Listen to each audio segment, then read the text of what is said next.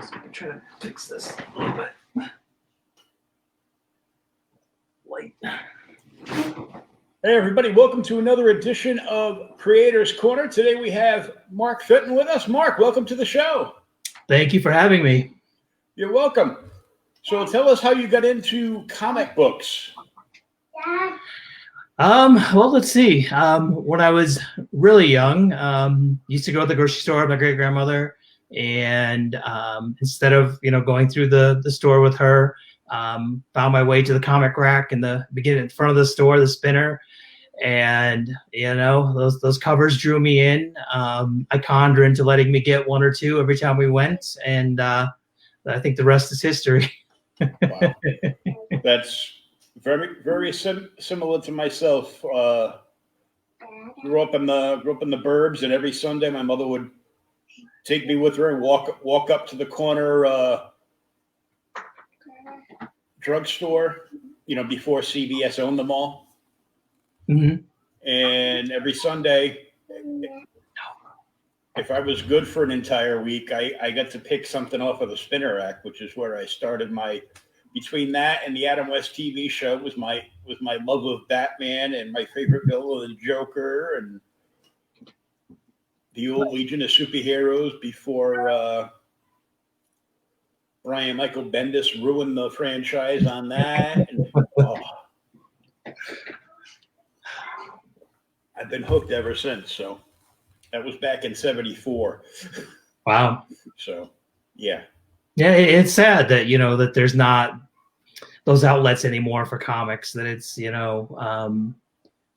to me it feels like they kind of restrict themselves. I mean, I get the whole publishing and the costs and everything like that, but it just even like when Barnes and Nobles or Borders had them, like I still would go and read them. Maybe been a little bit more convenient than going to the comic shop, but yeah, it's sad. And then now, like, I wanted a spinner just as like one of those memory things, and I'm like, oh my god, they're like $300-400. I'm like, forget it. Oh yeah, well they started making them.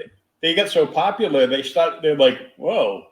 All the hardcore fans are like buying all these old spinner racks off of like eBay and all these other places. We should just stop making them again. And they're like, we want this much. I'm like, you kidding? I'll build one before I'll give you that. Yeah. I have 3 walk-in closets full of hangers. Come on. But I guess now they've got like an even more. I think they got one that's like around $500 or $600 now. Oh wow! But it's made to display slabs. Mm-hmm. And I'm like, oh. I use slab stands. Geek guy started his own company. We interviewed him last year, and I've been using them ever since. They're great. They have ones that'll mount on the wall. They have ones that are great for creators for con signing, so you can display like your new graphic novel or book or whatever you have on it, and it's got a stand and it's paint. They'll custom make it to whatever you want it for, and it's cool. But what was your first writing experience, comic-wise? So this one is actually it's kind of interesting, at least for me, and it's kind of a little bit of a story to it. So hopefully I don't bore anybody. Back in originally from New York, and after high school. And moved to New York City, and after I'd been there a few years, traveled down to Wizard World Philly, and back when like in the height of Wizard World, and Marvel was there, DC was there, and it was right around the time that Marvel Knights had come out. Oh yeah. And I'd read the Daredevil, and absolutely loved it. I loved the art. The story was good to me. Saw that Palmiotti and Quesada were going to be at Wizard World Philly. Like, all right, I'm going to go down. I'm going to go down there. I'm going to, go and talk to them and tell them how much I love this book and enjoyed the story. And it was interesting. I got there, and Quesada was only signing at the Marvel booth, very limited time. Got his signature. Went out on the floor, and Jimmy was actually on the floor in a booth with Phil Noto, and went up and talked to Jimmy. And the experience was kind of like black and white. And I get, Joe was at the Marvel booth, so long line, had to keep moving. Jimmy was super nice, talked to me about that, talked to me about comics in general. Asked if I was staying there, and I was like, yeah, I'm in the hotel. And he's like, well, come on down, come down to the bar later. We'll be down here. I'm like, oh my God, this is the greatest. So came down, talked to Jimmy, told him about, that I love comics and I really wanted to write comics and I wanted to do this. And he was super nice. Didn't have to do, what he did. He gave me his email and said, well, shoot me your script and I'll kind of give you some pointers and, my thoughts on it. And shot him a script and he's like, oh, it's not bad. Gave me some tips. Sent me a Jonah Hex script that he had written as reference. And was just, super nice. And he's been the nicest guy ever since. He's become a close friend. I still go to him for questions and sometimes information just on the industry in general. But then fast forward to this year, and it's interesting because as bad as COVID has been, it's been productive for me. Antarctic Press last year, I'd reached out and they were relaunching Planet Comics, and they'd gotten the IP for it, and they were excited to, they're like, we're going to do short story anthology book, and if you're interested, let us know. So we had pitched them the book that we were working on as a 4-part mini, Space Cooler, and so I talked to Brian Rogers, the artist, and we talked to the editor at Antarctic Press, and everything was set. We were going to break our story down into short stories to fit into Planet Comics. So it would be a long-running story, but it would be broken down into each issue.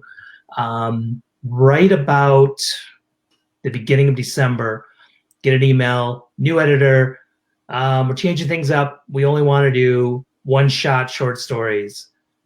They're like, if you can come up with something in the next couple weeks, then we'll run it. And I'm like, oh my God. So at that point, is about a week before Christmas. I reached out to Brian. I'm like, if you still want to get something in there, I'll write up something really quick. If you can do it, we'll get it in there. So Brian was on board and he was like ready to go. So sent him a script. We did like a 5 or 6 page short. Because we literally had like 2 weeks. Brian knocked it out. Wes Loker did the lettering for me. So we got that done and submitted. And then the book was just delayed because of COVID, everything else. So book ended up coming out in like the end of March, I think. Thinking about like right before everything went on shutdown. Mm-hmm. So I don't think it did. I mean, I looked at the numbers and it came in fairly well for the small run that they did. But I just don't think that it got the promotion and everything that it deserved being. I didn't know much about it when I got on board, and I did my research to see, about the book. And then I was just blown away that Roy Thomas was attached to it, and, that this book was big back in the day. But didn't really feel like, that it got what it needed. So I think it came out. I know locally they bought some just because I had a story in it. I don't think like nationally did well, but at the same time, we decided to kickstart Space Cooler. So kickstarted it again. COVID came, and I'm watching the Kickstarter, thinking, "Oh man, people are just going to drop out. There's no way this thing is gonna make it through." And lucky for us, nobody dropped off. People actually jumped on board. We met our goal.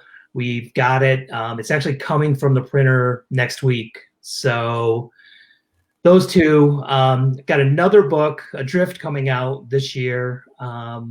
Jacob Jurgen, who did some stuff for DC and Wildstorm, did the art. And so he's got issue 1 is done.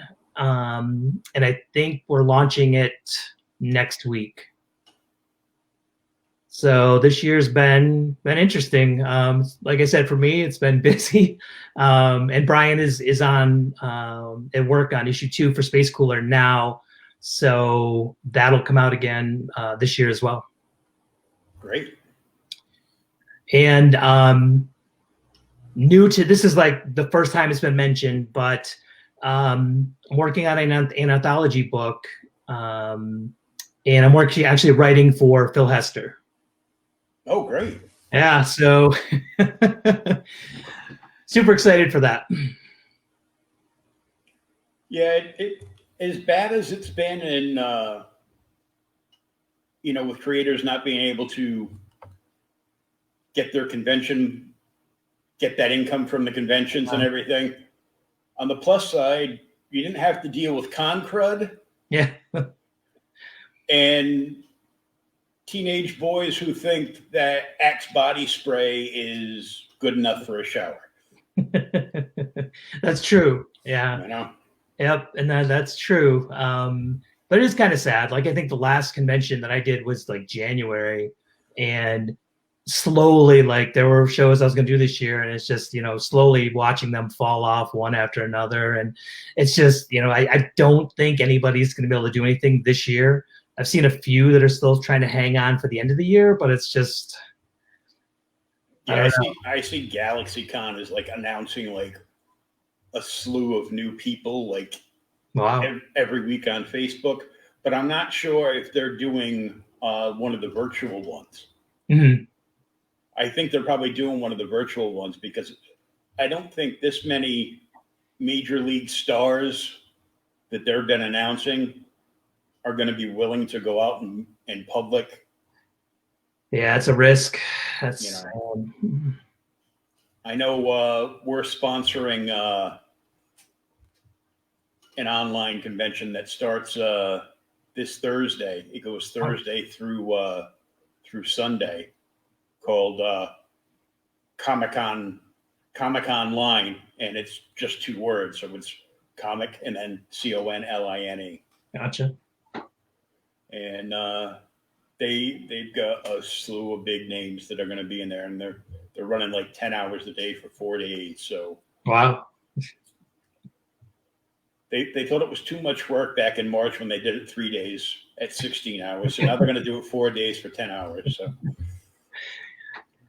Yeah, I mean, it's good. It's good to put something out there, and it's easier for creators, if as long as they have the time. I mean, they're just at home. It's not like it's, there's no travel involved, anything like that. So, I think it's a good idea. A lot of people are just doing like their own like live shows, Mm-hmm. Doing some kind of live feed, and all their following is just, milling into the room. They'll get like 500 to 2,000 people on a live feed, and yeah, I know who did I see last week? Ryan Kincaid. He just launched the new jump starter for his new book, and he's been doing live sketches. He's been doing like magnetic darts at a board. Mm-hmm. And whatever character name lands on it, that's who he draws on the cover.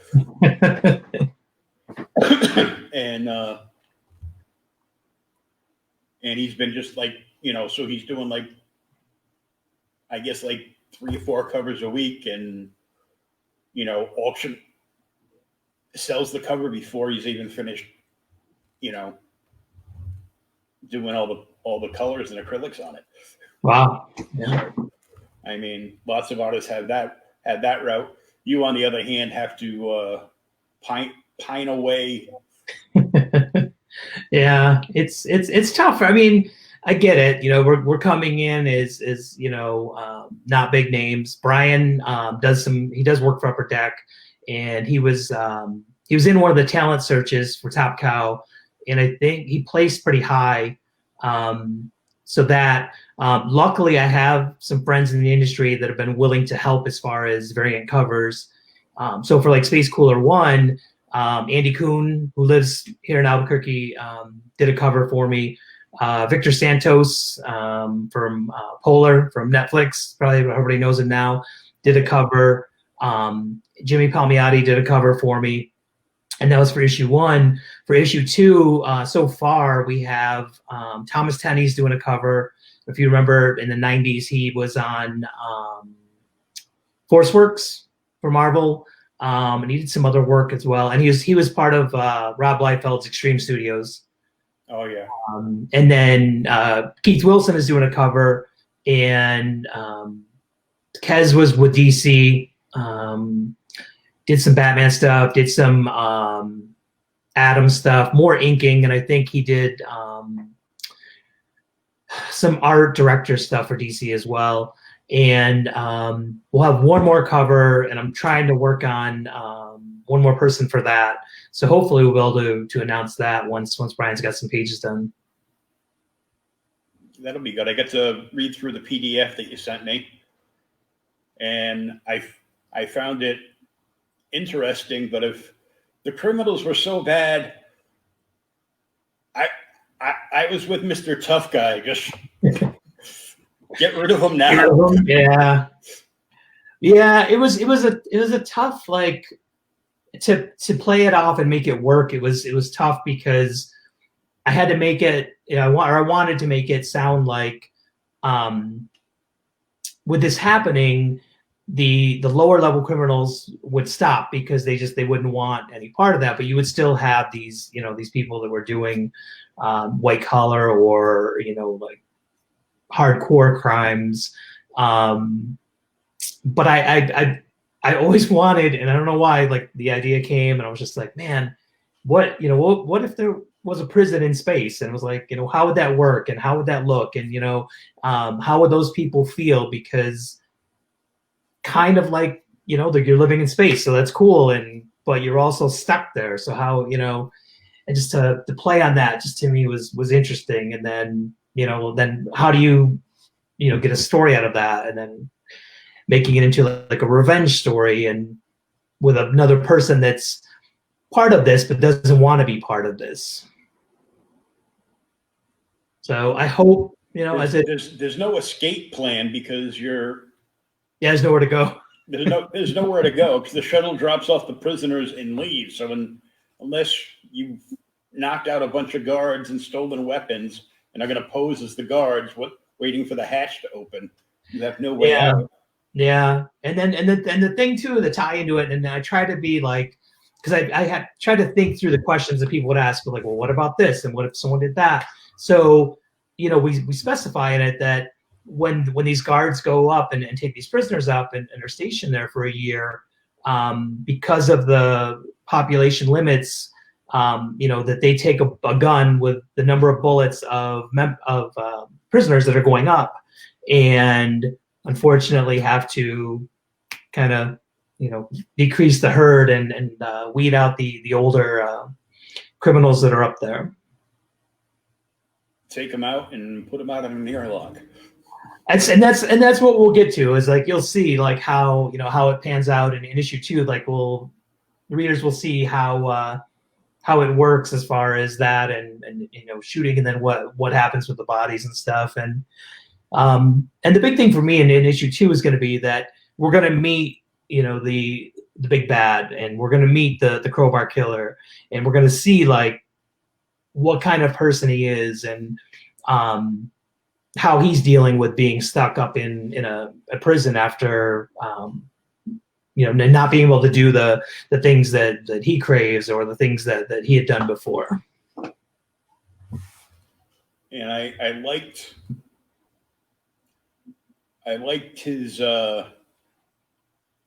the unwilling guy's reference to, I always wanted to go to space when I was a kid, but I thought it would be more like Buck Rogers. Yeah. Yep. So it's kind of, and we wanted, like, I wanted to show just like the realism, or the the human side of that, and someone having to do something that they've never wanted to. Like, they knew that there was always a chance of this, but never really wanted to. And then we try to play up that the other officer is trying to set the tone right off the bat, and he's like, I'm in charge, just so you know, and I'm going to be running stuff up here, and things are going to go my way, just because he's going with a plan. Like, he's got a plan of what he needs to do when he gets up there, and so he needs to set the tone early and say, you know what, things are going to go this way, and I'm going to control how they go. Yeah, he's all set to go, and he's already checked it. he's already pulled the background of his new partner for a year to find out, you know, what kind of guy he is. And it's like, yeah, I know you don't want to go because you're leaving your wife and family behind. You're not going to be crying the whole way up, are you? Yeah. And it's funny because issue 2, we get you see some humor, because you kind of see how these other officers have lived up there for a year, and you know what they've done to cope, and it gets not really like gritty, dirty, but it gets funny. Like there's essentially there's a room and it's full of these, if you remember the old cake box costumes. Oh yeah. So it's like that, and they're filled with inflatable dolls, and so all you see is the face through the cake box opening. So that's how they pick if they want a blonde, if they want a redhead, if they want somebody else, then that's how they make those choices, and they have a room for that because that's you're up there for a year, and it's kind of what are you gonna do? And I think each officer that's been up there leaves kind of a mark up there that they'll see and interpret. Something to grow on, and so it gets funny. It gets a little dark because we kind of have to. We don't graphically show it, but we kind of show what type of person the Crowbar Killer was, and what he did. And we kind of leave it to your imagination. We kind of just set the tone of, this is what he did, and we kind of walk you through part of his day before he went up. And then it's just more of, how are these two guys going to cope when, one's got an agenda that the other one doesn't know about. So I think it's going to get interesting. It's 4 issues, so it's not super long, but should be good. I hope people like it. It sounds good so far. Yeah. The issue 1 was a great setup to pardon the pun, launch. Yeah. But just made me wonder if in a future issue we were going to see like maybe Space Force fly by the prison station. Yeah. The ending is the way that I envisioned it when I started, and it kind of it has some closure, and it does have a little bit of an opening left if we ever wanted to go back and revisit. But so hopefully people stick around and stay with us to the end and check it out and enjoy it. And like I said, we didn't make it super. It's not graphic.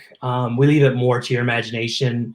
We kind of give you the setup, maybe some sound effects, but nothing like super visual. It's more, so that in your mind you kind of know what's happening. So however you envision it is, that's for the reader. Now, I just want to take a look at this, if I didn't mess the screen up. I don't think I did. Yes, I did. Uh-oh. Let's try this. There we go. Now, the book you were just talking about is seen right here, issue 1 in the middle. Right. Mm-hmm. But what I want to ask about is this cool classic Planet Comics cover. So that one, and this was interesting to me too, that the way Antarctic Press did this. So they did 2 covers, and one was by, I think, one of the artists that had a story in issue 1 or issue 2.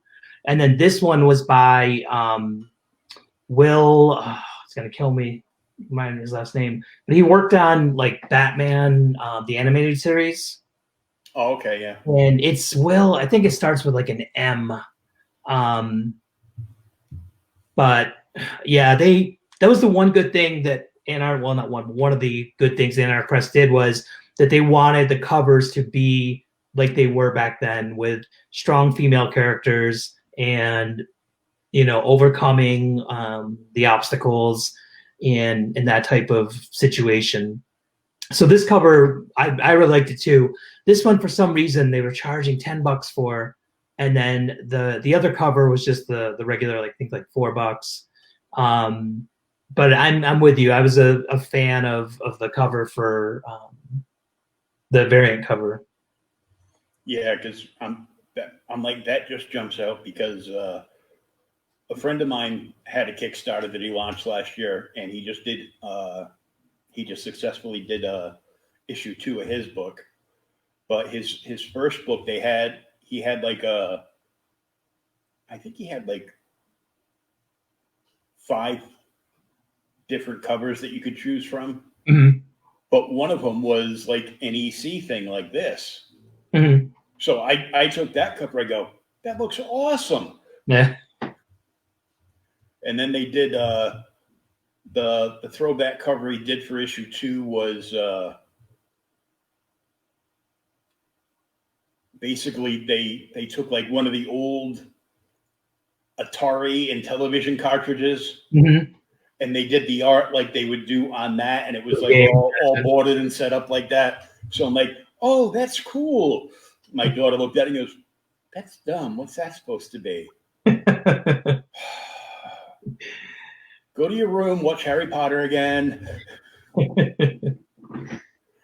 And the book on the end was the variant cover you were talking about, and that's for an entirely different book.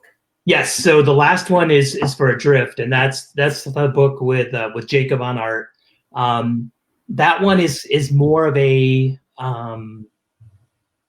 woman crashes on this island, and it seems deserted. Ends up that it's kind of like a similar to like the Hostel movies, where it's a pay to play for Murder Island. So the thing with it is that she gets there, she crashes on it. They don't know that she's on there at first. She doesn't know what the island is or what it's about.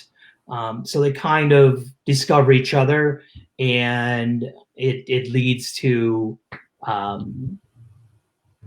some interesting hijinks, I guess would be the word I would use. But I don't want to spoil too much, just because we haven't launched anything yet. Like I said, I think it's next week.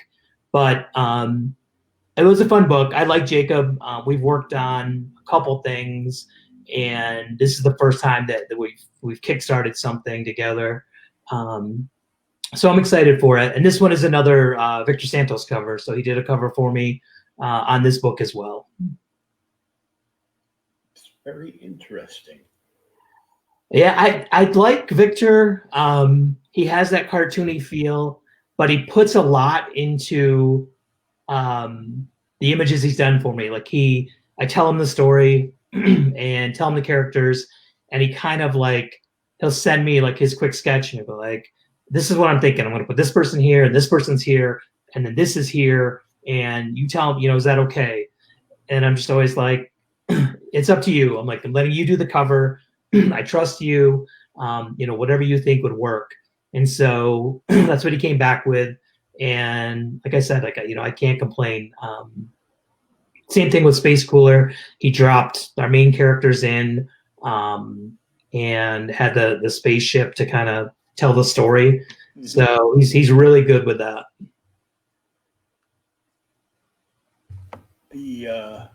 The end cover over here got me thinking that could easily be like a scene out of like a modern day Johnny Quest animated film. Yeah. Yep. Yeah. I had that thought as well, because just when I look back at some of those covers, and I've got a bunch of them, and it's got Johnny's here, and then there's the bad guys are coming behind him or whatever, and the jets behind that. So I totally get it. And I skipped to another page. I didn't want people seeing me scroll through. So this is just like a sneak peek of things to come on your website. So yeah, the website, we just I've dropped up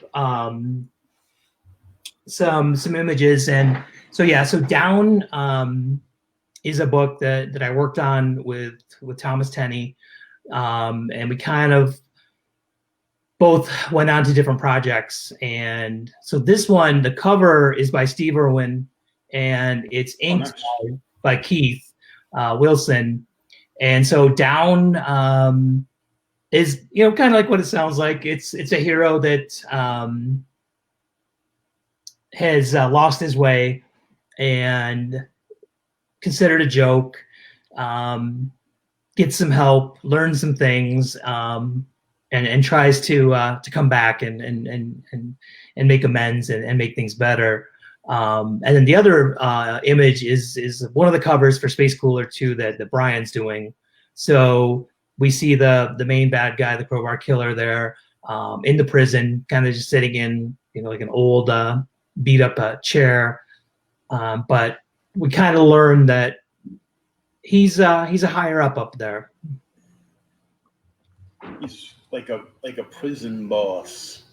Yeah, he kind of, he's one of those people that learned, that what he's got to do to stay alive and to be able to do what he wants. So yeah, and hopefully we can come back to Down. It's a story that I liked when I wrote it out, and I think it was fun. Thomas was killing it on the art. He actually did a variant cover that was based on the old Steranko Hulk cover with the Inhumans, where it's coming down on him and Hulk's kind of over. So he did that with our guy, the Blue Bomber, and it had Down like on top of him. So hopefully we'll see. But I know Thomas has gone on and done some TV work. He worked on the new Creep Show. Oh yeah, that's great. Yeah, and I think he's doing some more published work again. So, but he's an amazing artist. Like, the guy's can knock it out of the park with detail. Oh yeah, well, it's something you could always revisit down the road too. Yeah, it's something that I'll tell. It's a story I want to tell. It's a character that I think would be fun. So. Yep. Well, I know Gideon Falls from Jeff Lemire was a story that he started working on like 25 years prior to it actually coming out. Other projects and other work got in the way, and they eventually ended up being able to come right back around, at this future point and, get back into it. Yeah, I mean, it's tough sometimes. You gotta make that decision on, I can do this that's gonna pay me X amount right now, or I can work on my own creator-owned book and put it out there and hope that the sales are there and stuff like that. So it's tough. I mean, I think we've all got stories we want to tell, and it's just finding that right time when everything clicks and you can do it. The artist can knock it out. Yeah. And you've also done some screenwriting and some acting work as well, huh? I have. So I'm a graduate of Full Sail University and in the creative writing department. So with Full Sail, you work with people that have been in the industry. So you write screenplays, you write scripts. There's actually a comic class that Roland Mann usually teaches, and he makes you actually do lettering in it, which was interesting for someone like me. That final draft is all I need, or Word, and I can write. If you want me to go in and format the images and stuff like that, forget it, because that's the artist thing. Not for me, because I'm terrible at that stuff. But yeah, so while at Full Sail, I wrote a video game. kind of like a choose your own adventure type game where you're walking through, you go through what is considered to be a haunted house. So you're spending one night there. As a challenge for your friends, and you kind of see these things in there that make you think that it could be haunted, and you make your choices on what you want to explore or what you want to do. And then acting is actually interesting because it ties back to the comic side. I moved to Albuquerque maybe 11 years ago, and they were filming, not a ton, but they were filming here. And the first like comic thing I got to work on, comic related thing, was the first Avengers movie. Cool. Yeah, if you remember the movie in the beginning when the Shield base is imploding, that was filmed at an academy here, and we did it on an overnight shoot. So that was the first thing comic related that I did here. They shot Preacher here, so that was here. Logan was here. I was an extra in Logan. And then we actually went to Florida for a couple of years. My wife's a registered nurse, so she was at the Mayo Clinic. And while I was there, I was shot Black Panther. I was one of the UN people. We shot that in Georgia. And then Infinity War, I was a bus driver. And that was also in Georgia. So it's fun. The extra stuff is a lot of hurry up and wait. You get there, you sit down until they need you, and then you do the same thing about 20 times, and then have you go sit down again and tell you not to bother people. But it's fun, and it's cool to see it afterwards and see see yourself if you made the cut or not. And just the comic fan is like, if I don't make the cut, I'm still on set of Avengers. Yeah, and it was fun because in the Avengers one, especially we were kind of gave free reign. We could kind of walk around, and Joss actually came out and was looking at places to do shots and different camera stuff, and like was 3 feet away from me, so I had to say something. He was super nice. He talked to me about what we were shooting that night, and then kind of told me what he was doing. And we shot like I said, the opening scene when the copter comes in and Fury gets out, and then when the place starts to implode. And then when they're shooting the stairwell scene, Joss actually brought in all the extras around him, like his chair was set up with all the monitors in front, and then brought all the extras in around him. And then some of the cast came out. So I was actually standing next to Agent Coulson and got to talk to him for a couple minutes about what we were shooting. So it's fun. It's one of those things that, you get lucky sometimes. Sometimes you just go and shoot and you don't see anything or anybody. Did he ask you about Tahiti? No, he was more just, he was kind of like, answering questions. And then when people saw that he was talking, then, he got bombed, I think, with like all the questions from the people behind him. And oh yeah. But it was funny because Marvel is very strict on, you have to sign a non-disclosure agreement right off the bat to take your phone.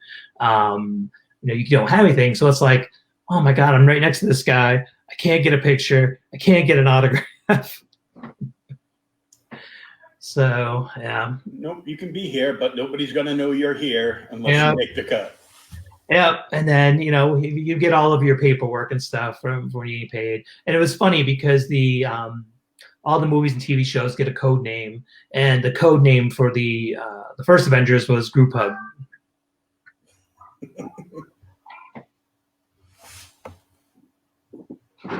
Yep. So, yeah, it's fun, and it's cool to do it. It just as a creator now, it makes me more hopeful, I guess, and trying to put out better stories so that maybe a Netflix or a Hulu or somebody will show interest and want to pick up your story and possibly turn it into something live action. Yeah, I know. I can't say who and I can't say what because I don't have a thumbs up for it, but I do know another creator that somebody read into his IP, and they signed him so they can develop it into something. Yeah. So I'm like, congratulations. And I know the writer and artist who came up with the sci-fi game that Blizzard has. The original concept was, and it was made in like a one shot, Mhm. like comic book ash can kind of thing. And the printer screwed up and left out like 9 pages in the book. Oof. So the only books they had were errors. And he signed it. The artist signed it, plus did a sketch on the back cover. Mhm. And it was Martin Dunn. Oh wow. Who's worked for Marvel, DC, IDW, Boom, everything. Overwatch is the game. Oh, okay.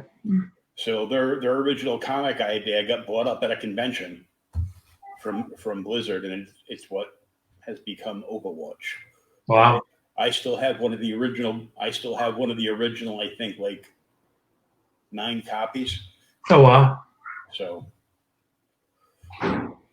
maybe Overwatch will get even bigger, and I can You cash that in. cash it in one day. Yeah, it's tough. Like it was the first time that I've ever done a Kickstarter. It's the first time Brian's done a Kickstarter, and I've tried to do a lot of the work on getting it printed and the printing stuff, just because he's always drawing and he's already on issue 2, and it's funny because like you try to offer these variant covers and stuff as an incentive to people, but then it's like when it comes time to print and you're like, okay, I've got 5 covers now, that I've got to print. I really only had, people only wanted, so you only need like a handful or maybe 20 of the one cover. And then when you go to print and you're just like, oh my God, it's like how much for to do this many books and then to do variant covers. And then, I've seen people do like the foil covers, and I've seen people do, all the different stuff like that. And like, man, you don't realize it until like you're doing this, to the cost behind that of, what they charge you extra to do, 10 foil covers or 20 foil covers.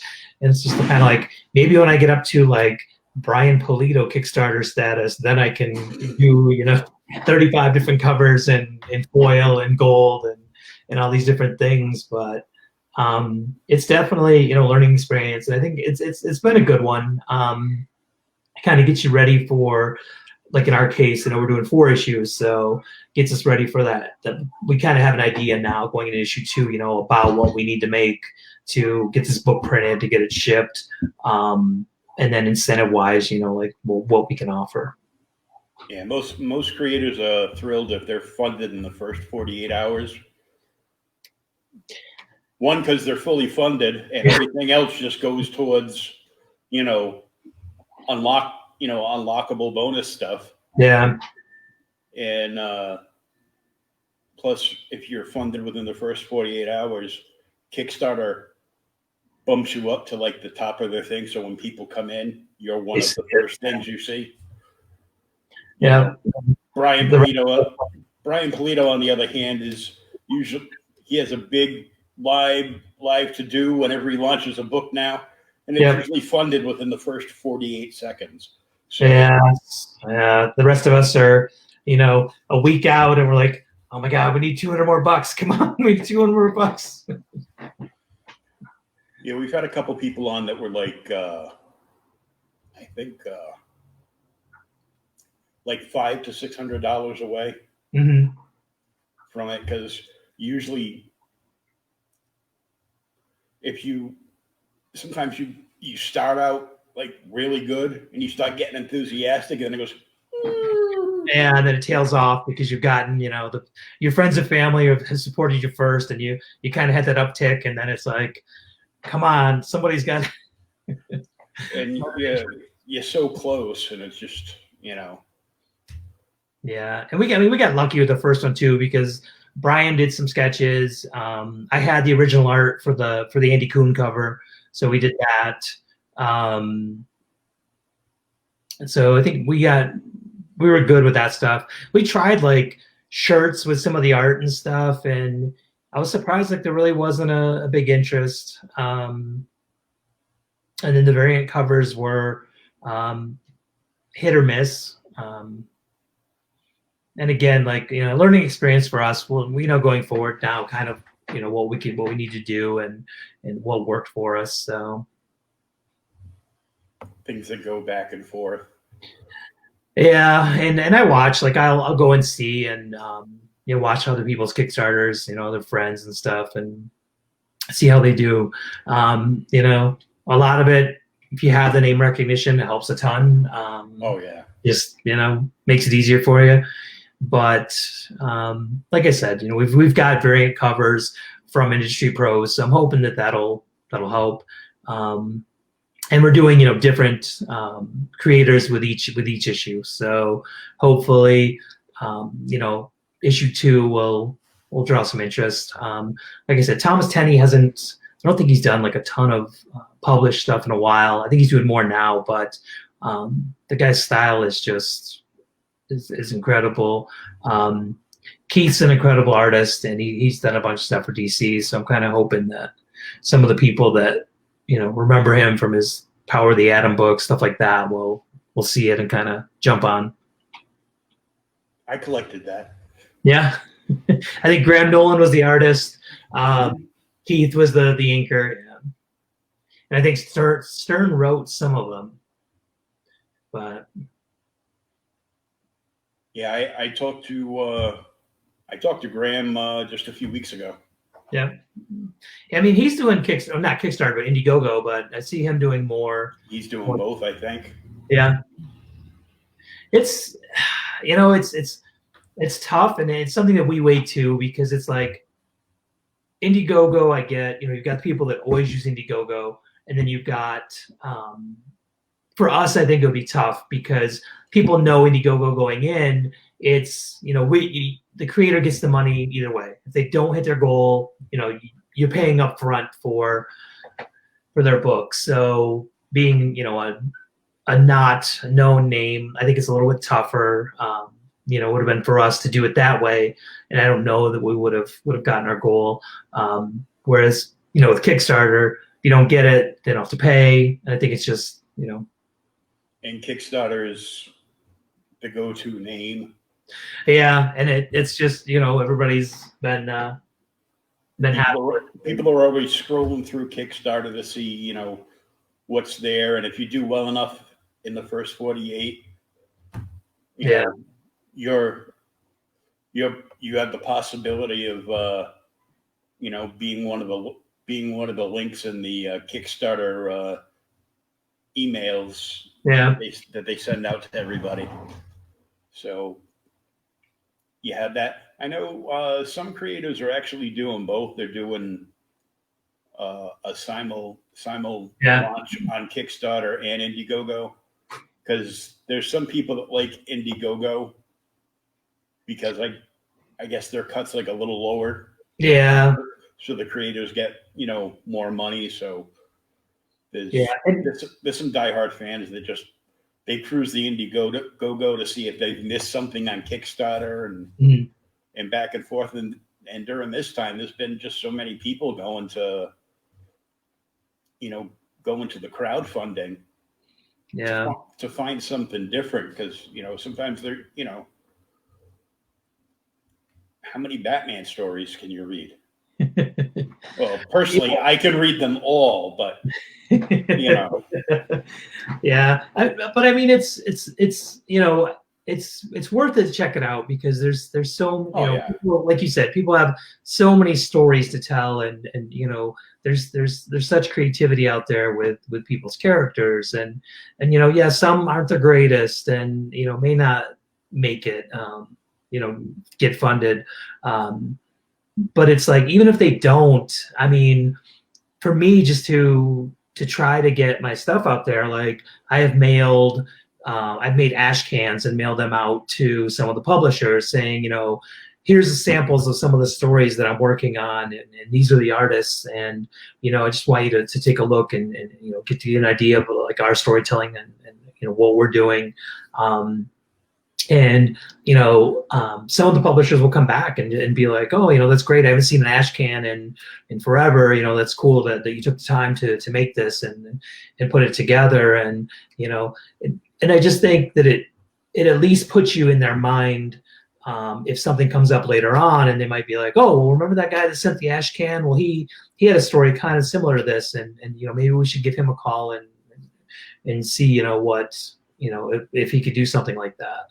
So I just I think it's stuff Jimmy told me before. It's like you got to keep doing it, and if it's if you don't get there the first time, then you just got to pick yourself up and do it again, and keep putting out your ideas and your stories and stuff, and keep yourself kind of relevant in the industry. And even if you're not selling out 1,000 books or whatever, people know that you're there. People know that you're continually putting out stories, and I think eventually, hopefully, you get there, or hopefully a publisher sees you and gives you a shot. Yeah, you always got to keep on top of the hustle 24/7. Yeah. Until you eventually make it one day. I know I saw we had a PR come through the other week that Valiant was actually looking for creators. I saw that they did their artist, and I felt bad because they put out their talent search for artists again, and it always kills me because, and I chimed in, I always do, and I'm like, there's never any love for the writers because nobody just wants to see a script. They want, they want to see the whole thing. They want to see the art.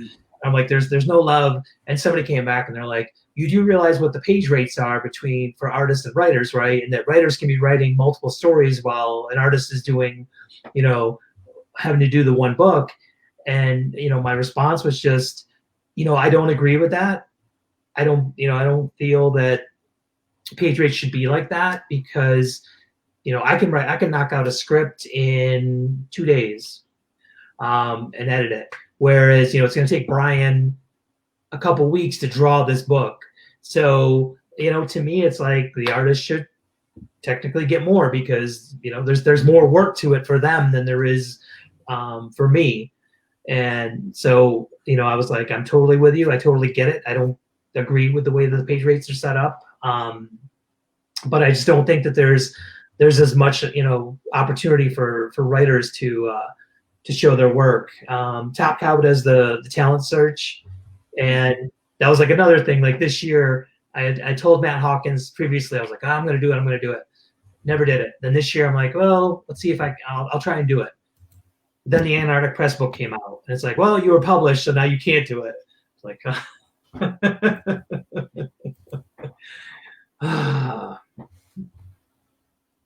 but I really do think it's for a writer. It's a little bit harder.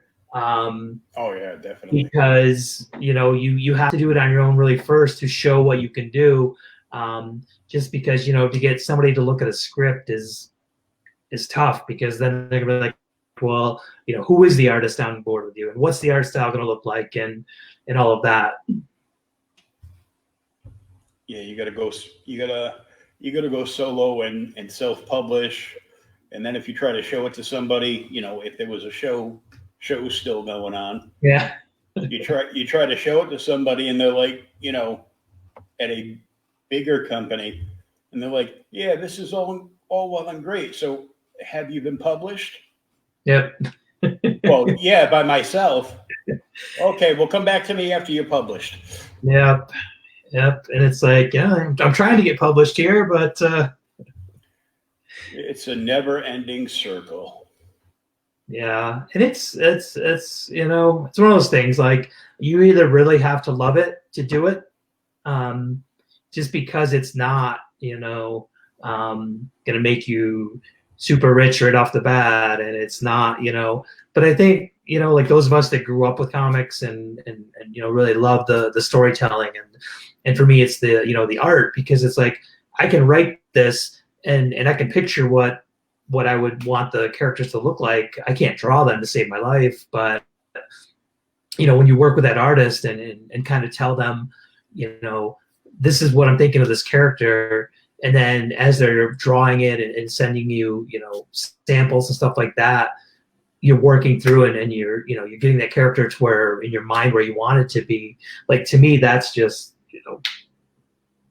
awesome part of the experience. Now, I have to ask you, because you've got some interesting pieces framed up on the wall. Yeah. Yeah, they're probably kind of blurry. It's getting dark. Let's see if I can. So I was never like a super big fan of buying art pages because they were so expensive. Oh, yeah. But at shows, I've found more, that I can get them. I've become friends with some of the artists, so I've gotten lucky there. So I've got the one over here. I guess get that there. I go the wrong way.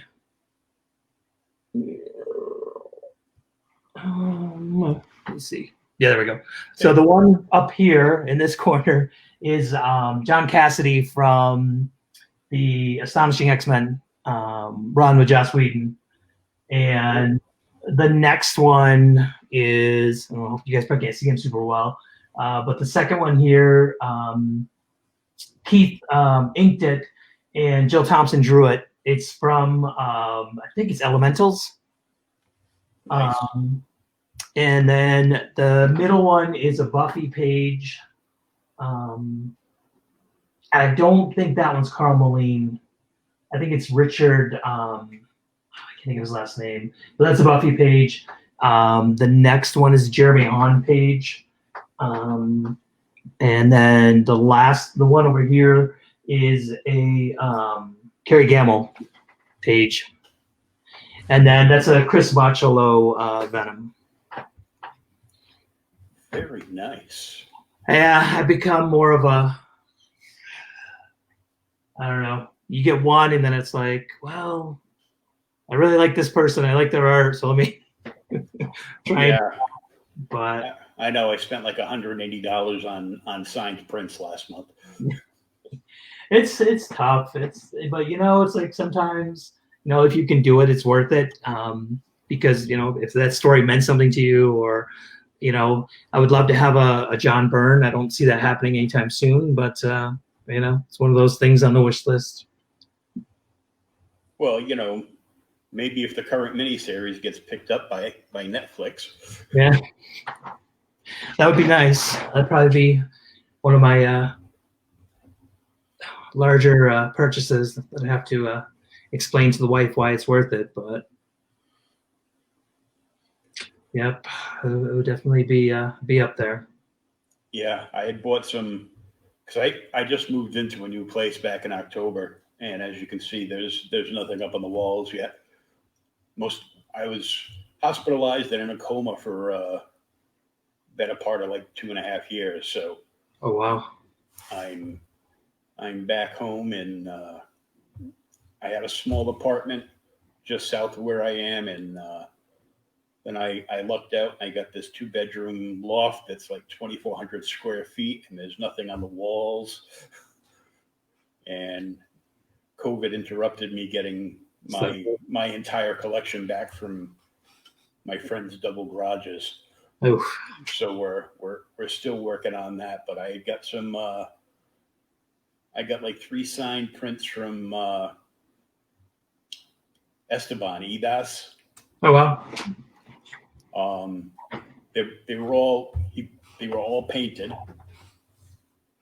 Wow. And then they were scanned in afterwards, and he did one Hulk that would be like if you had a fantasy CGI of what Lou Ferrigno might have looked like as the Hulk if it was done today. It's this painting. That'll be it. Then he did a killer Mandalorian painting. Wow. With the baby's kind of like off to the side, so it's like only like half the eggshell. Uh-huh.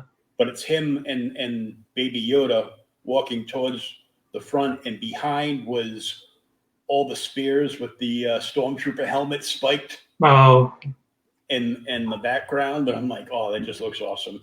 And I'm a huge Joker fan, and he painted up a phenomenal would have been a lobby card for the Joaquin Phoenix Joker movie. oh wow. So I got those, and the same guy who had the signing with Ebas had a signing with uh, Perez, Wolfman, um, Starlin, and Leighton. Wow. So I got the. I can't afford the actual book, but I have a limited edition signed print from Bob Layton of Demon in the Bottle. Nice. I got Starlin True inked and colored all of the prints that he had available from his these all came out of the artist's personal collection too. So Oh wow. And there was one where there was a big giant Thanos in the background, but in the foreground it was Hulk and Thanos going toe to toe. Nice. From Starlin. So I got that signed by him, and I got the cover of issue 1 of New Teen Titans, the Baxter edition. Got that double signed by Wolfman and Perez. Nice. So I got all those. They're all in top loaders in a box behind me somewhere, and I'm just waiting for frames to come in so I can make holes in these nice walls and hang. And I'm like, oh, that wall is way over there where you see it. Oh, well, where that way, because everything's reversed, so I can never tell. But the wall that you see behind my head is actually way over this way. That's awesome, especially with Perez not doing any shows and stuff anymore. That's awesome. Oh yeah, that, and I lucked out and I got a signed All-Star Squadron #1 by signed and graded by Jerry Ordway. Wow. For $35, it would have cost me like $65 to get it graded. Yeah. Wow. So Perez is just a machine. I remember when he was doing the $40 head sketches. Oh yeah. We were in Denver, and they did the ticketing at his table, so you had to get a ticket so you could go and come back if you wanted to. But I mean, that dude didn't stop. Like, I saw him eating pizza with one hand and drawing with the other hand to get, so everybody could get through that. And it was just, incredible. And then, I get up there and I'm like, oh God, what do I want him to draw? What do I want him to do a headshot of out of all the characters that he's done. And Kang is like one of my favorites from Marvel. So I'm like, could you do a Kang? And he's like, yeah, of course. And then somebody in line behind me was like, well, what version of Kang? And it was funny because George is like, there's only one version of Kang, and did the old, purple and green, and so it was fun. Well, I was supposed to be able to finally meet him last year, and his health went south, and they canceled. He was only doing like 5 or 6 conventions for the entire year, and this Connecticut was supposed to be like this Turpicon in Connecticut was supposed to be like the second to last appearance. Mm-hmm. So I bought tickets for the convention. I got a hotel. I got a couple of hotel rooms and pre-ordered a sketch because he was only doing them, beforehand. Mm-hmm. He was only doing like 10 or 15 per convention. He'd sign like a book for somebody, but don't if you bring him more than like one book, he can't do it. He just wasn't feeling good. Mm-hmm. His eyesight's gone like really bad. So, but when he was full on doing the conventions, he'd go like you saw him like like gangbusters Yeah. doing sketches, but he was probably going that fast doing the sketches because he wanted to get out from behind his table and go hang out with the fans and everybody that was dressed up as all the characters he's been drawing for like 50 some years, you know? Yep. Yeah. I mean, he was still like, he would, you know, knock out these sketches. He took the time to come out, take a picture with you if you wanted to. But I just, you know, like I felt bad for him after a while. I'm like, this guy's, you know, eating his pizza with one hand and still continue to draw with the other one, just because, you know, he's trying to meet the demand. And there was just, you know, so many people, so many, I think they capped the tickets, but it was just like, you know, he had an idea of what he could do for the day, but just to do that nonstop, like, oh man. I know and I think I was 15 when I discovered not my first comic book store, but the first comic book store I ever went into. I was like 15 years old,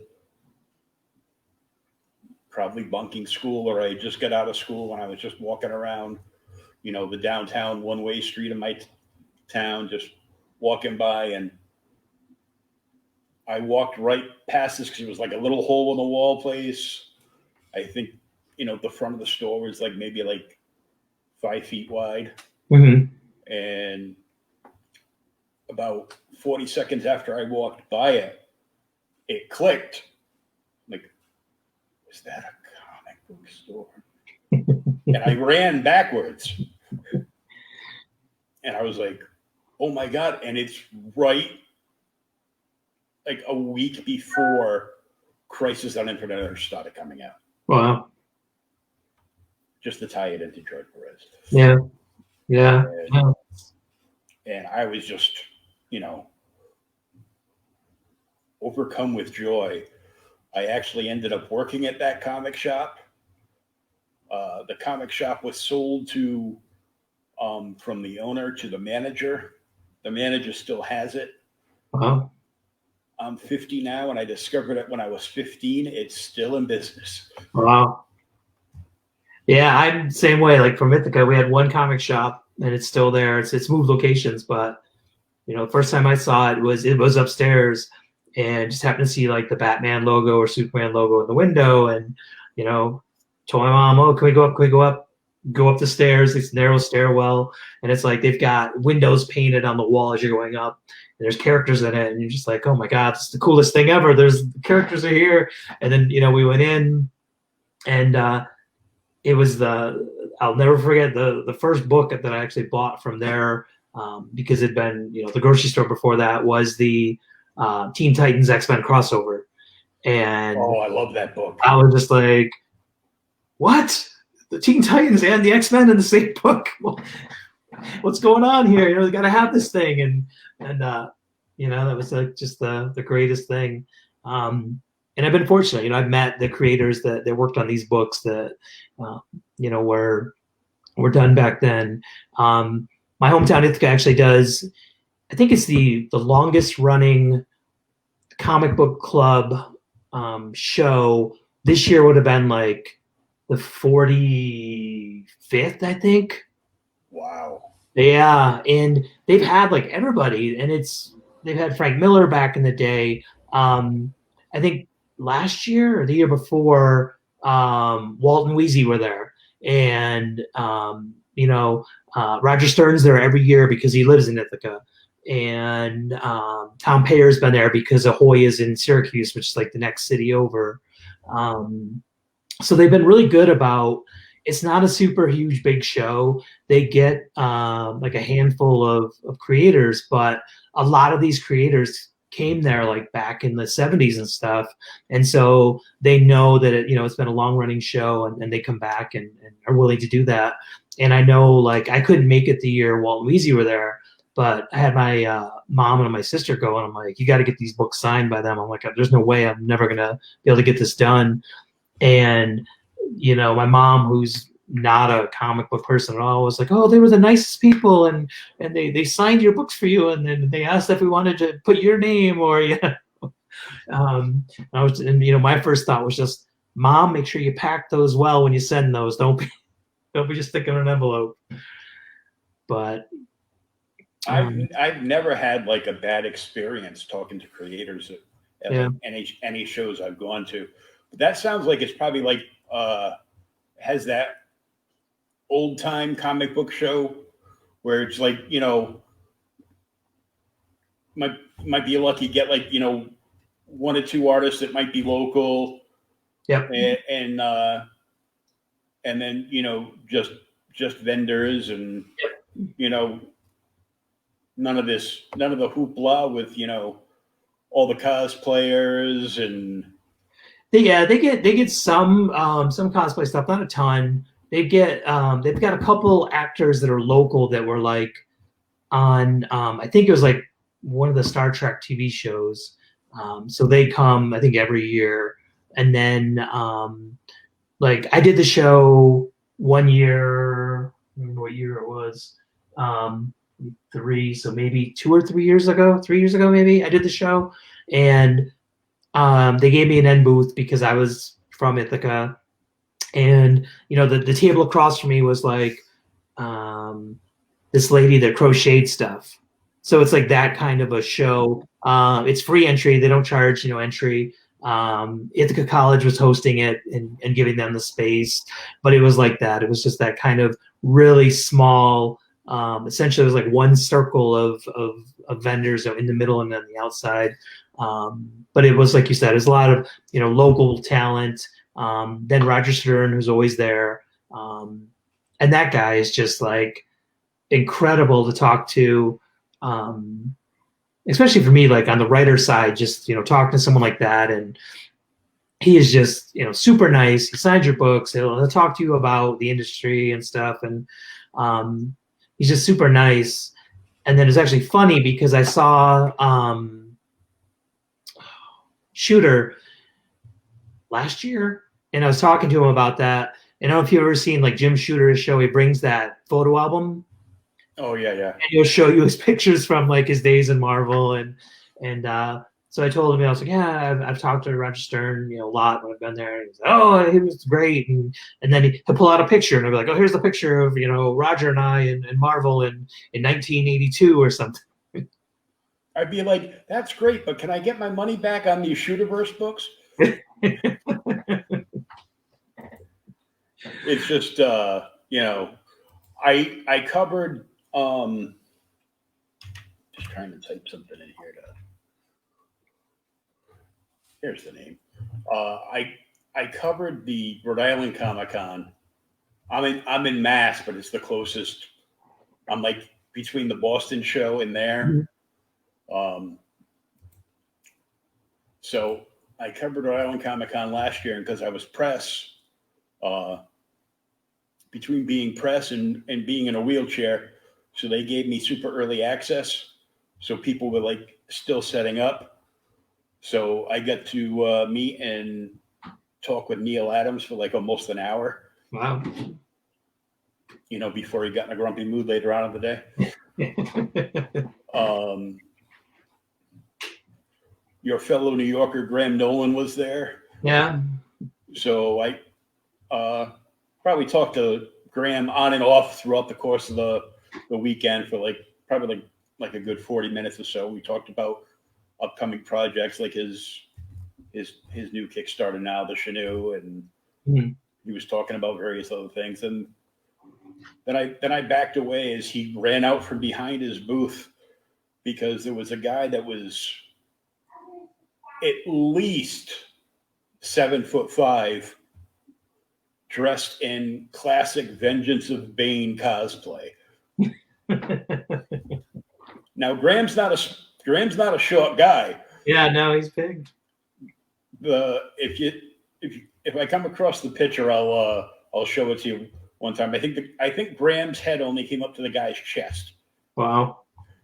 But we also got to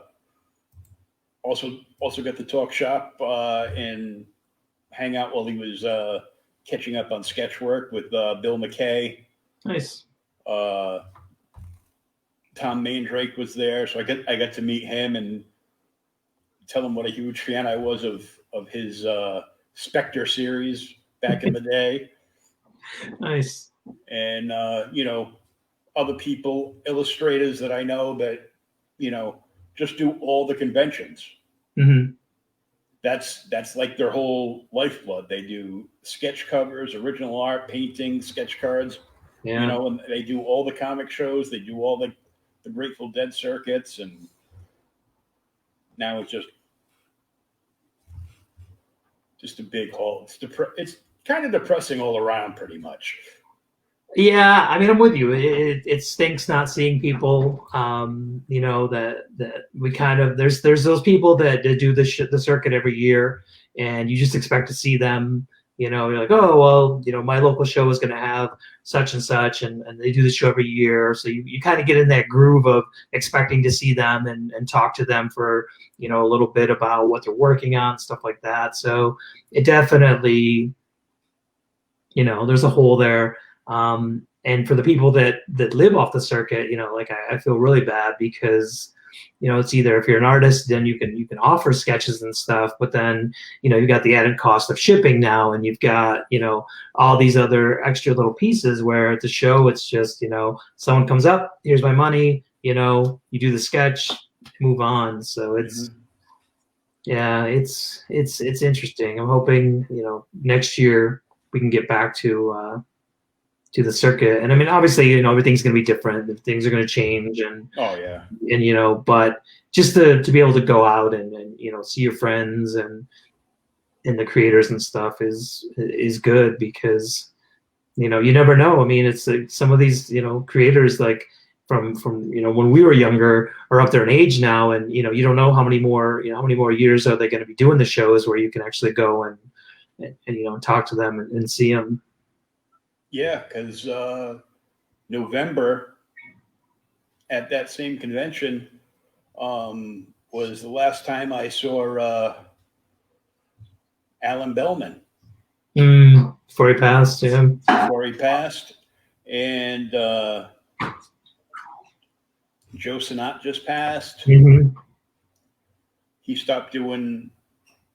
He didn't stop doing shows till a couple of years ago, but I hung out talking with him and his family for like 3 hours at a show here in Framingham about 6-7 years ago, and somewhere in one of my boxes I have a sketch that he Helena Wayne Huntress that he did. Oh, nice. So, you know, but I think with the whole COVID thing and all the what's going to end up being over the top precautions brought on by lawmakers with nothing better to do than micromanage all the little people's lives. I think the big conventions are pretty much done. I think you're going to see more of a resurgence like the one in your hometown. Yeah. Where it's like the old, you know, like the old time show, you know, it's, you know, probably a good chance that it's going to be at a VFW hall with like a small handful of creators and a small handful of vendors, but it's still a place to go and meet up and talk comics because my local shops down here, they're doing it with social distancing too, but and you know, mandatory masks, but Yeah. you know, at least, you know, now you can go back into a comic shop Yeah. because I think the whole younger generation just doesn't understand, you know, why, you know, their parents and grandparents that were into comics were so excited to go to the comic shop, even if they didn't buy anything that week. Yeah. You know, it's like being Norm at Cheers. You know, everybody knows you, and if you only read one particular book, they know you for that. So if you're a Captain America guy, you know, and you walk in the door, there could be another customer like 30 feet away, and be like, "Hey, Captain America's here." Yeah. Well, I'm not really him, but yeah, thanks. Yeah, that's what killed me this year was that the local shops here were going to do a signing for when Planet Comics came out, and then COVID came, and then now we can't, and it's like the book's been out, so it's kind of like okay, we're past that time, and then when our Kickstarter book was successful, it's like we couldn't really celebrate because we couldn't go anywhere, we couldn't be in a group, we couldn't do anything, so it's like this year has just been crazy in that we're putting stuff out there, but we can't really, do any in-person promoting. Everything's got to be online, and we've got to do it that way. So that part of it just kind of it hurts more as a comic fan because you want to go and you want to show people your work and you want to talk to the fans and you want to get their thoughts on your stories and your characters and stuff. And it's just you can do it online, but I don't really want to, open that can of worms where it's, if we get a troll or something and somebody, oh, well, that would never happen because you could never do that in space and you couldn't, that type of stuff. But it's just, it's not the same when you get, the comic crowd, then it's the people that, like the medium and they get, what a comic book is. It's not always going to be realistic. That's the the joy of it. That's the good thing about comics is that you can break those barriers and you can kind of bend the rules and you can do things that normally wouldn't happen. Tell great stories, and it's just that sense of community that you don't get online. Yeah. Because yet again, the trolls. Yeah. And everybody's an expert on everything because Yep. Because they're online. Yep. I just Googled it and that's not possible. You couldn't travel to space like that. So, you need to change your story because it's not. I'm like, you could just not read my story, but Open mind, be more, imaginative. That's going to lead me to my next question. What was your favorite comic to read growing up? So for me, it was weird because the grocery store had like pretty much everything I think in the spinner rack, but like I had a cousin that also read, but he read more of the horror stuff and the haunted tales and those kind of books. Mm-hmm. So I read those, and I was more drawn to like the superhero stuff, but I liked those. I was a big fan of Larry Hama's G.I. Joe growing up. Yeah. I liked the older Wolverine stuff when he's by himself. I loved, I think everybody did, the Claremont Byrne X-Men stuff. It just seemed like every issue just like left you on that cliffhanger of, for the next issue. It's like, oh my God, it's the Hellfire Club now and what's going to happen now and what's coming next. And so I think like that, I really like the X-Men, I think a lot. I like the diversity of the group. And I didn't really get into it until it was the new X-Men with Colossus, Storm, Wolverine, like that team. Mm-hmm. And then, just to me, like I liked it because it wasn't the norm to me. It was, there's a Russian guy that turns into steel that doesn't seem to understand everything and the ways that these other characters work. And then, Wolverine is this, short guy that drinks too much and has an attitude. And, Storm is this goddess that controls the weather. So I think that like probably is my favorite. Is just the Claremont Byrne stuff on X-Men. Oh, that run right there is pure comic book gold. Yeah. It seemed like, every issue there was like, there's a new villain or there was some new mechanism in the book. And I was just like, and for me, it was weird because like, I saw the Hellfire Club and I'm like, oh man, these guys are cool. Like they're dressed like old times, but they all have powers. And it's just like, this is the coolest thing. And they're a club, but they have, all these minions that have these cool costumes and they can, they can take on the X-Men. That's the coolest thing ever. I never heard of the X-Men until they appeared in an episode of Spider-Man and His Amazing Friends. and that drove me. I'm like, because there weren't a lot of Marvel comics in the spinner rack at the drugstore that I went to. You'd get like Amazing and Spectacular Spider-Man, Mhm. which by the way, Marvel, there should still only be 2 Spider-Man titles. I know you're Disney and like doing stuff to death, but come on, give us a break. And of course, Superboy and the Legion of Superheroes is like my all-time favorite teen book. So I would get that. I'd get an occasional Superman, but lots of like Batman and Detective. Yep. Yeah. And I really liked Hulk, and of course, I loved the Hulk TV show growing up. Yeah.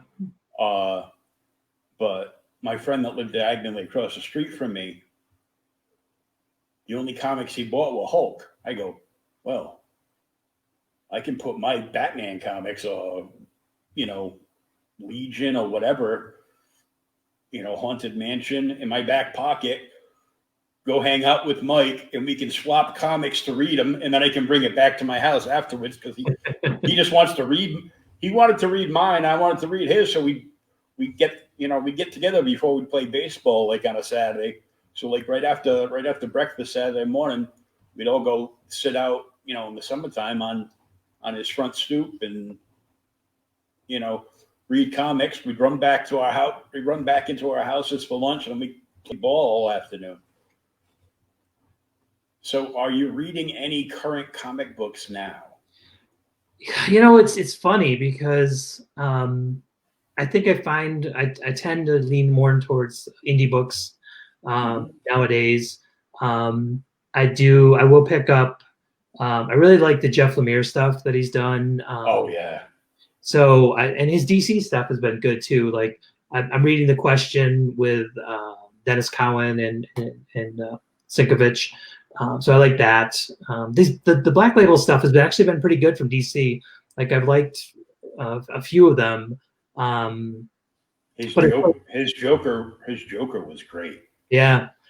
But it's just, I don't know, like Marvel, and I know like a lot of people feel the same way, but they kill me with the restarts, every couple of years, and it's like, oh, we're back to number 1 now, and now the Hulk is this person, and it's and I get it, you want to stay creative, you want to stay fresh, you want to have new ideas, but it's just, to me, like you should keep a running legacy because all those stories early on matter. It's like they're still part of that whole process, and they're all still part of that history, from that character. But yeah, I really find myself doing more indie stuff and reading that, and like Lemire's stuff, like from indie, and Matt Kint. I like some of his indie stuff. Mm-hmm. So it's more of that. I did the Hickman X-Men run in the beginning, and I've read through all of that, but then when it spirals out into now you need Excalibur, and you need X-Force, and you need New Mutants, and you need it's just, I become that guy that I probably didn't like when I was a kid, that like, oh, now I gotta buy 6 books to know what's going on in the storyline because all of this other stuff. And but I like Hickman. I've met him. He was super nice, gave great advice. I like his indie stuff too. And I know, like, for Marvel, he's hit or miss. Some people, hated his Avengers and his Fantastic Four stuff, and he's, horrible about getting books out on time, and all of that. But like, I liked his Secret Wars. I liked his Fantastic Four. I like East of West. I liked Black Monday Murders, and it just kind of fell off. But yeah, so I think I tend to go more indie now. Whereas, when I was a kid, if you had an indie book back then, I'd be like, what? It's not Batman, it's not Superman. Yeah, I'm good. I don't want to read that because, those aren't my heroes. But yeah, but now you're yeah slightly older. Great story though. slightly older, and now indie is your wheelhouse because you are an indie guy right now. Yeah, I mean, being an indie creator, and it's like, and it's like, we all have a Batman story that we would tell. We all have an X-Men story we would tell. Um, if you're ever given the chance. But it's just, it's to me, it's just so much more fun to create, your own stuff and your own characters and give them their own personality and their own flaws and just dive into that and bring those out and just kind of show people what this character is about. Um, so, Marvel or DC, if you're out there, I have stories for your characters, but I kind of, I really enjoy like coming up with my own characters and stuff. Well, you create your own, and then you can get lost in the story of your own creations. Yeah. You know what you can do on both, on either end, and hopefully people will like it, and it'll, can take off into something. And Yeah. one day you might get an email from, like a scout or, Yeah. Because they're doing a lot of big things now too. They just announced like 3 more different imprints. Mm-hmm. Yeah, it's. I mean, it's crazy. Like, there's so much coming out. Like, AWA just came out. Oh, they're phenomenal. Yeah. Although I found it quite prophetic that the first book that launched from them, from Straczynski, was about this pandemic that killed millions of people. I'm sure you're going to be seeing a lot more stories about pandemics and stuff in the days to come. Oh, I've already seen like 3 or 4 that are like, oh yeah, and then this pandemic happened. I'm like, oh really? Where'd you get that from? Yeah. Yeah, drawn from real life. And then I can't think of his name. The guy that was the head of Valiant that left has Dinesh. Yes. What is it? Bad Idea? Yeah. Yeah. So I don't think I've seen the book yet, but I know like he said that they've got stuff coming out. And then you've got Scout and you've got Aftershock and you've got I mean there's a ton out there. And they're all doing great stuff. So I think it's interesting to look at everything that's out there now compared to back when we were kids, when your choices were Marvel or DC. Yeah, you got Marvel or DC, and then when the '90s hit, you had all the small press indie stuff. Yep, Malibu, and yeah. And but then back then you got some incredible characters that lasted through the day, like J.O. Barr's The Crow, and Grendel from Matt. Yeah. Although Hunter Rose is still the best one, but I've enjoyed I've enjoyed his work throughout the years. I remember just before the Boston Marathon bombing, and the weekend that they caught those 2 scumbags, was the weekend that the Boston Comic Con was supposed to be going on. Mm-hmm. So obviously it was canceled because Boston was turned into a militant combat zone. But a handful of artists didn't spin right around at Logan and go back home. There were a bunch of creators that hung out and wanted to show their love to the comic community and to Boston for the whole Boston Strong movement that came out with it. Mm-hmm. And David Mack helped orchestrate a bunch of this, where they did appearances at local comic shops from like the Boston area all the way up through New Hampshire. Oh wow! Over the weekend before they went home. So I got to meet and talk to David Mack for about an hour. Tim Seeley. Wow. Tim Sale. They were all signing. They were all signing for free. Wow. If you wanted to buy something, you could buy something. Tim Sale was even doing like one free remark for everybody in line. Oh, wow. So I got my Hope Gray hardcover Nice. signed, and he did a Hope remark inside the Wow. inside the front cover, and he signed my Spider-Man blue and Daredevil yellow for me too. I was gonna say I had him signed Daredevil yellow. So I'm like, those books will never, leave my collection. And I bought a few prints, some, some for me, and I bought my local shop a couple to have them sign it to the shop. Nice. And they still have them hanging up somewhere in the store. And then he turned around and he gave me like 3 or 4 trades of Kabuki that he signed. Wow. He said, "Here you go. You came up with a friend? Yeah, here's one for him too. Here you go." I'm like, so I get to talk to him and meet him, and they had like various other guys all through that, did that. So it was interesting. You right there. That looks like you.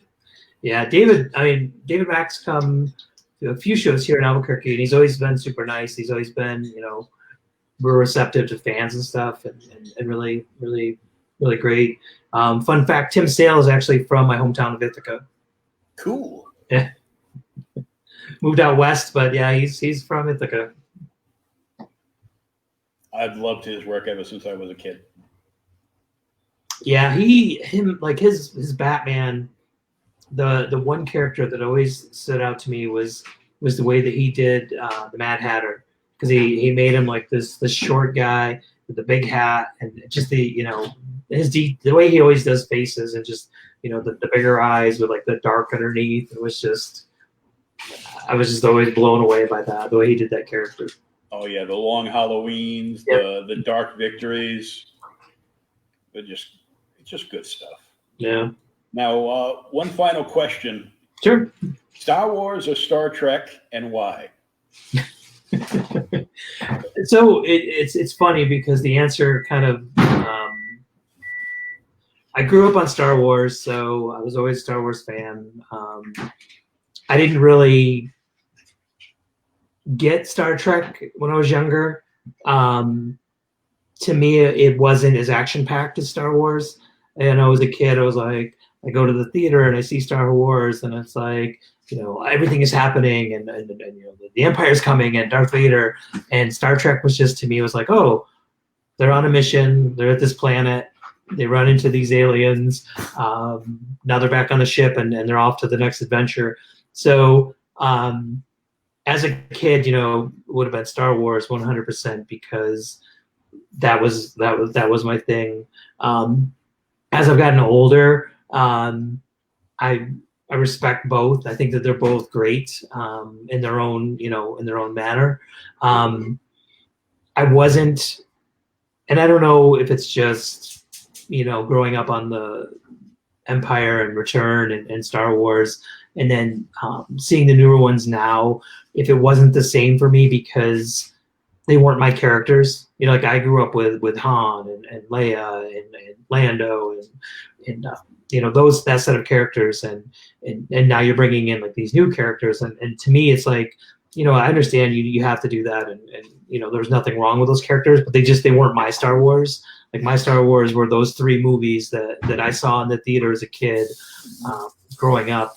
So I think I still lean towards those 3, like Empire, Return, and Star Wars, and I would probably take those over Star Trek. But I definitely have a better respect for Star Trek now than when I was younger, because to me, like then it was just, it's a TV show where they go to this planet and they resolve the issue and then come back, and that was it. It wasn't, there wasn't the high thrill chase and everything like the Star Wars movies were. I love them both, but yeah, I started watching Star Trek before Star Wars came out. So yeah, But the best analogy I got from anybody was that they liked them both, but Star Wars was in first place for it was because Star Trek was a weekly episodic adventure, Hmm. and it was great, and they loved it. But Star Wars was an event. Yeah. They came around every few years, so it was a big to do. So, Yeah. so I can see that. I love them both. Yeah. I've probably watched the original series like 90 billion times. And I know a little further up north than you are is the original Star Trek original series set tour. Yeah. And I can't say the place right. Tricognita. See, I can't pronounce it correctly.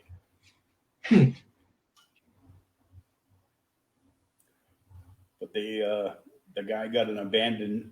He had it set up at a smaller place, but then he had the opportunity to get this big, huge abandoned building up there that used to be a supermarket back in the like a big supermarket back in the day, and he linked all the sets together and he built every set that was on the original show, Oh wow. and they actually all linked together the way they would have been seen on the show. Wow. So I had some friends that actually did some that helped out that help out up there when they have like the big shows with Shatner and stuff, and they bring me they bring me a little dawdle back once in a while. I got a Type 2 phaser enamel pin last time, but you know, Oh wow. I'll take what I can get. One on my coat. All right, I want to thank you for spending all this time talking comics Yeah. No, and thank you. creations and everything, and we will look forward to the launch of issue 2 Yeah. coming very soon. Let us know when that is so Okay. we can inform our readers to be on the lookout for it.